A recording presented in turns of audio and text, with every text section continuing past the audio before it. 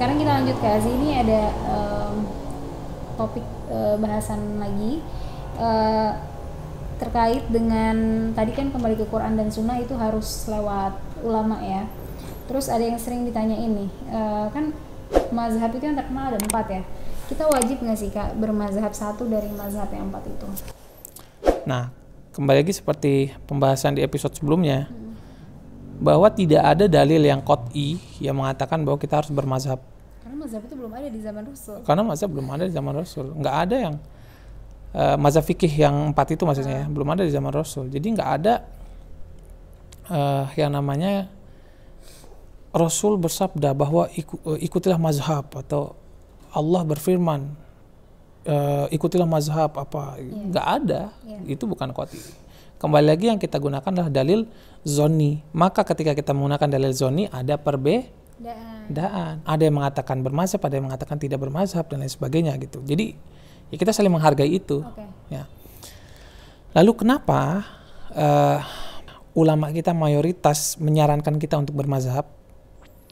Karena kita tidak mampu untuk mengolah kembali Quran dan Sunnah sendiri. Jadi kita harus melalui ulama, yaitu ulama para imam mazhab itu gitu loh, yang membantu kita agar kita bisa beribadah.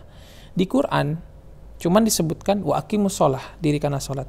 Di hadis cuma disebutkan shollu kama ra'aitumuni usolli, salatlah kalian sebagaimana kalian melihat aku salat, katanya Rasul. Tidak ada mengatakan bahwa ketika sholat kalian harus takbiratul ihram, kemudian kalian harus membaca ini itu, kalian harus membaca Fatihah apa, itu tidak ada secara gampang penjelasan dalam Al-Quran. Gitu loh. Nah, yang bisa menjelaskan itu adalah para imam fikih yang 4 mazhab yang masyhur itu, yang telah memproses Al-Quran dan hadis menjadi sebuah produksi hukum, menjadi satu kesatuan ibadah yang bisa kita laksanakan, gitu loh. Oke, paham. Terus jadi kenapa para ulama itu menyarankan kita untuk bermazhab? Ya karena kita tidak mampu. Nah, kembali lagi, ma la yatimul wajib illa bihi fahuwal wajib. Segala suatu kewajiban yang mana tidak akan bisa kita tunaikan kewajiban itu kecuali dengan satu hal ini, maka satu hal ini adalah wajib. Ibadah sholat itu wajib, tapi kalau kita tidak bisa menunaikan ibadah sholat tanpa kita belajar melalui guru, ya, tanpa kita belajar melalui para imam mazhab itu, ya, maka belajar melalui imam mazhab itu wajib. Tapi kembali lagi, kewajibannya adalah kewajiban dilalah zonniyah. Ada beda pendapat, ada yang mengatakan tidak perlu juga gitu. Ada juga yang modelnya tarjih. Jadi ya intinya kan sebenarnya Kak Aziz waktu itu bilang mazhab itu secara bahasa artinya kita mengikuti, bermazhab artinya mengikuti metodologi beragama seseorang. Tapi yang kita kenal secara istilah gitu Kak, mazhab itu kan yang 4 itu gitu kan. Jadi yang benar-benar wajib itu adalah seperti episode 2 kita itu belajar dengan guru, itu sama dengan bermazhab. Iya, itu sama dengan bermazhab sebenarnya. Kita mengikuti mazhab guru kita, seperti itu kan. Asal dia kredibel gitu kan.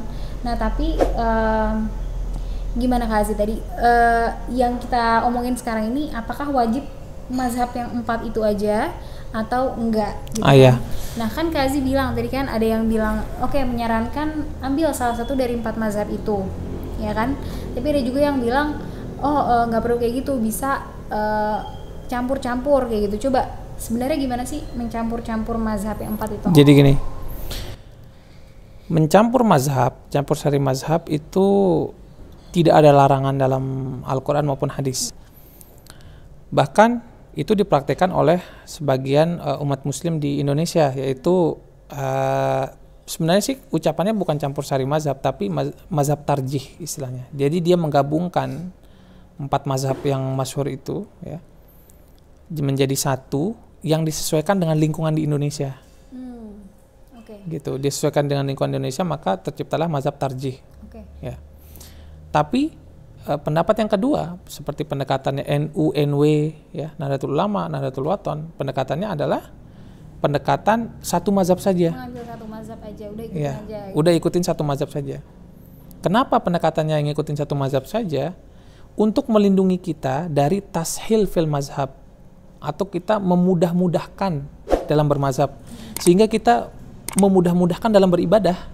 Jadi misalnya kita ambil yang gampang dari Hanafi. Iya, kita ngambil yang gampang-gampang doang gitu. Kalau kita ngikutin satu kan kita bisa konsisten gitu loh. Contoh ya, kalau kita nyampur sari asal-asalan, bukannya tarjih ya, tapi kita nyampur sari asal-asalan. Kita ambil misalkan wudunya dari Imam Syafi'i. Wudunya kan simpel Imam Syafi'i. Kita hanya mengalirkan air aja, yang penting rata. Kepala pun nggak perlu semuanya diusap gitu, nggak perlu digosok juga, sah wudunya. Terus kita pakai batal wudunya dengan mazhab Maliki. Lebih susah batal. Bersentuhan, ya susahnya lebih batal. Jadi susahnya lebih batal. Batal. Coba batalnya lebih susah ya.